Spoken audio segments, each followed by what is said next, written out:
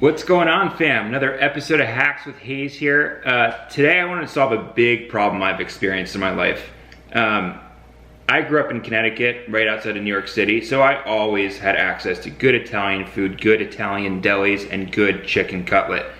I cannot tell you how many times I've ordered a chicken cutlet sandwich or chicken parm, and you get it and you think that you're eating astronaut food, right? The thing is like a hockey puck. You can barely chew through it. You're pissed off at the end of the meal. You walk out of the restaurant still hungry. So we're gonna solve that problem today. We're gonna make some tender, juicy chicken cutlets, finish the night off with some strong chicken parm. It's razzle dazzle, fam. All right, guys, so let's talk onions.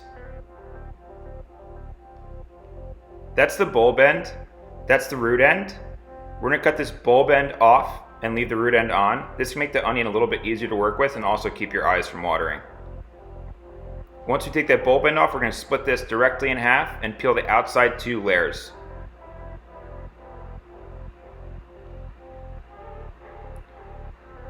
Do a quarter turn and we're gonna come across the onion, trying to split every shingle. Usually 3 or 4 slices, guys. After that, a quarter turn, and then we're gonna come across with the grain and do a slice about every 1/8 of an inch. Quarter turn again, come across against the grain, choppy choppy, we got a nice small dice. So that's the European way of cutting an onion. This is the Japanese method I learned while working at Goya up in Boston. You're gonna cut against the grain every 1/8 of an inch or so.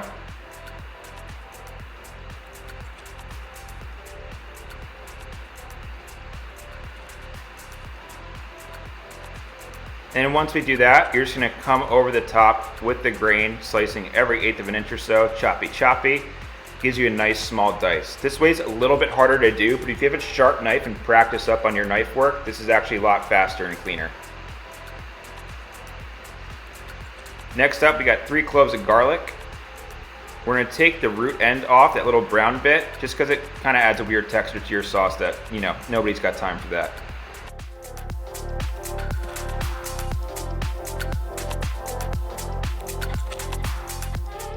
Bring these cloves of garlic over to the edge of your cutting board, flat side down, and give it a nice smash with the heel of your hand. Please be careful, fam. After that, we're gonna give these a rough chop. We wanna leave these garlic chunks pretty good size just because they're gonna cook with the onions, and they also melt in your sauce and thicken it up a little bit. Pan on medium heat, tablespoon of olive oil in there, onions, garlic, 2 pinches of salt. Give it a nice little stir, set it and forget it for a bit. Paper towel down underneath the cutting board, just make sure it doesn't slip around. We're gonna grab 2 chicken breasts and split these guys lengthwise. I like trimming them a little bit first. I'm just kind of picky like that. You guys don't need to do this, but I just cut off some of the white pieces to make them look nice and pretty.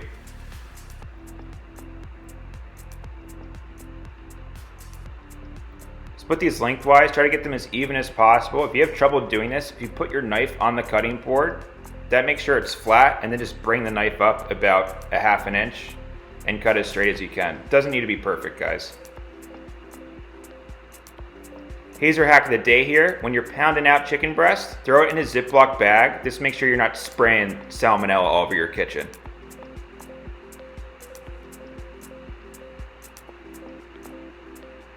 I prefer using a small cast iron pan or a small pan in general to pound out the chicken breast. I just feel like those hammers are pretty aggressive and don't really do a great job. We're gonna repeat the same thing with the other 2 pieces that we got. We're not trying to crush these cutlets, you're just trying to get them as even as possible, that way they cook evenly. Once our onions and garlic are nice and translucent, we're gonna throw in 20 ounces of pureed San Marzano tomatoes. Give that a nice little stir, shaky shaky. And we're gonna leave that on the heat for about 30 minutes. Next up, breading mix. We're gonna add in here 2 cups of AP flour and then our spice mix. That is a tablespoon each of black pepper, Lawry seasoning salt, Goya Adobo seasoning, dried oregano.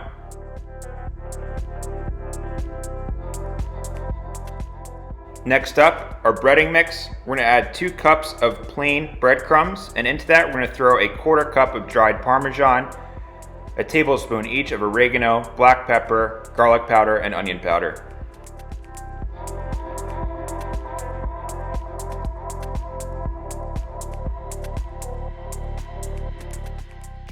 Give it a little mix it until it's all nice and combined, okay? Next up, egg wash. We got 2 eggs. Crack these into a bowl.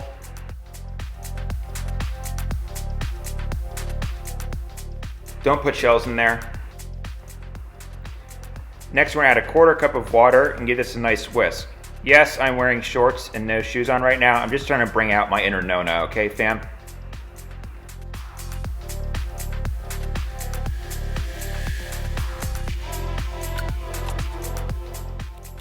It should be like the texture of milk once it's all combined and nice, okay? This is perfect texture right here.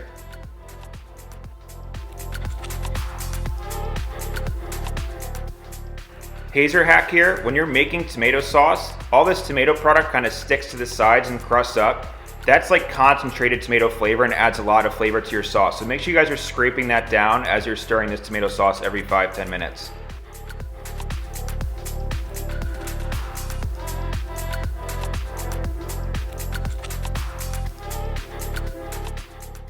Sippy sippy time.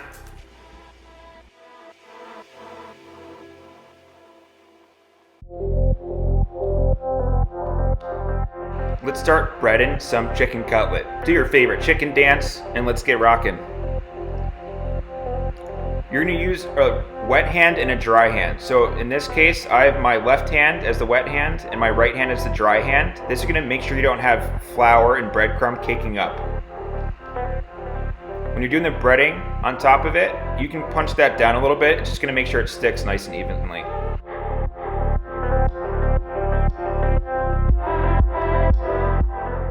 Repeat the same thing with the other 3 pieces, fam.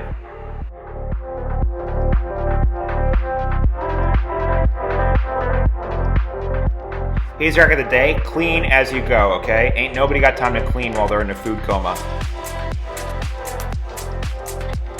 Got a 12-inch cast iron skillet sitting on medium-low heat for about 10 minutes. We're gonna throw in 4 tablespoons of olive oil and 4 tablespoons of butter. I prefer using cast iron just because it maintains heat well, so it's better for cooking on low heat when you're frying stuff.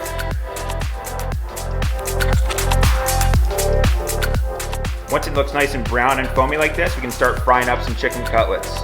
You're gonna know the pan's hot enough when you see the actual chicken cutlets bubbling up like that. We don't want cold oil. This makes soggy chicken cutlets, okay? Sippy sippy time. Once you see the edges of the chicken start browning up a little bit, we're getting close. Usually got about a minute left and then we can go ahead and flip them. These are looking pretty good now, so I'm gonna go ahead and flip them. Oh, look at that, fam. GBD, golden brown and delicious.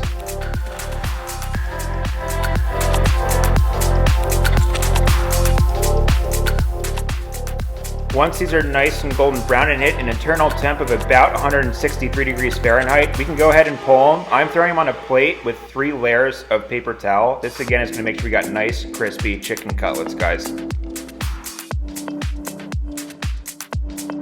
As long as the color of your pan doesn't look too dark and is nice and brown like this, you don't need to swap out the oil butter mix. If it gets a little bit black, swap it out because it'll just taste burnt. Do the same thing with the other 2 chicken cutlets we got. Again, we want to make sure it's nice and bubbling up once we throw those chicken cutlets in there.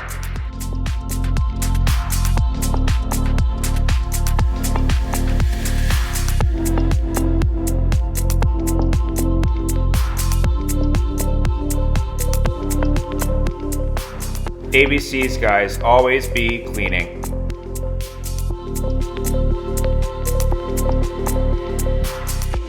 Another hazer hack here, guys. If you don't have a thermometer at home, if you touch your thumb to your ring finger and push the ball of your thumb, that's typically what chicken should feel like when it's done.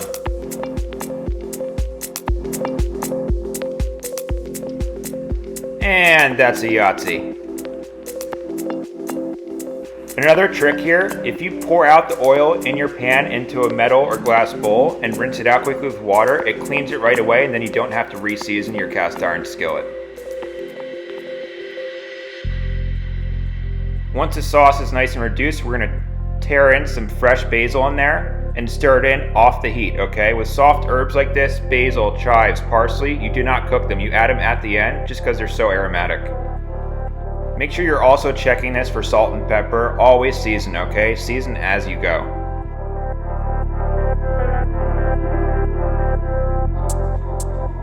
In case you don't know how to pour a proper pint, watch and learn, fellas. You want to get these bubbles as small as possible for the head of the beer, and they should be about the width of your pointer finger. Nailed it!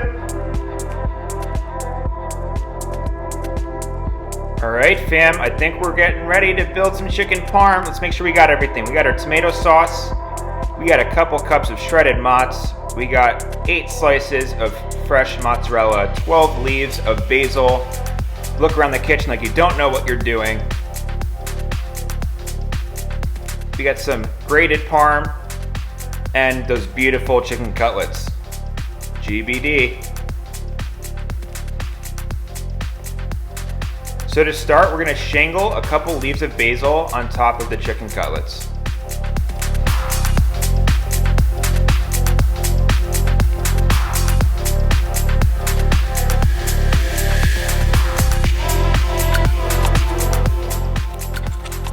Next, we're gonna get our tomato product. I like having this a little bit thicker, just that way it's not runny, and again, you're avoiding soggy chicken parm. You're gonna put about a half cup on top of each piece of chicken. So this is nice and evenly coated, and we're doing this across the board in a linear fashion. It just helps you move through this a little bit faster. Next up, we got shredded mozz, fresh mozzarella, a little bit of grated parm, and a little bit of olive oil on top. Throw these in a 500-degree oven for about 10 minutes.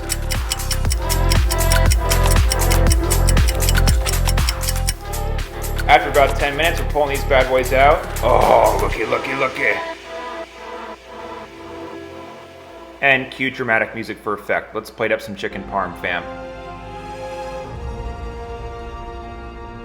You're gonna take 2 pieces of your hot chicken parm, throw it onto a plate. I layer them just to make them look a little fancy. And we're gonna tear some fresh basil on top. I got about 3 leaves that I'm tearing on top here. I prefer tearing basil over chopping it, just because if your knife is not super sharp, it's just gonna make your basil turn black and gross.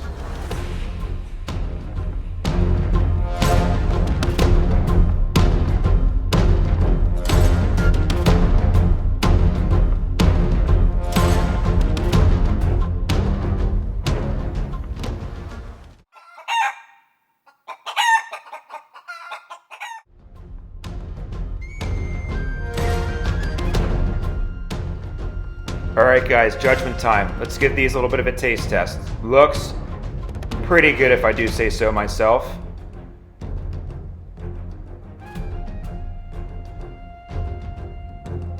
Oh, buddy. I promise you that is delicious. Make this at home, try it out, let me know what you think. Please comment, like, subscribe. I really appreciate any feedback from you guys, and thank you so much for watching.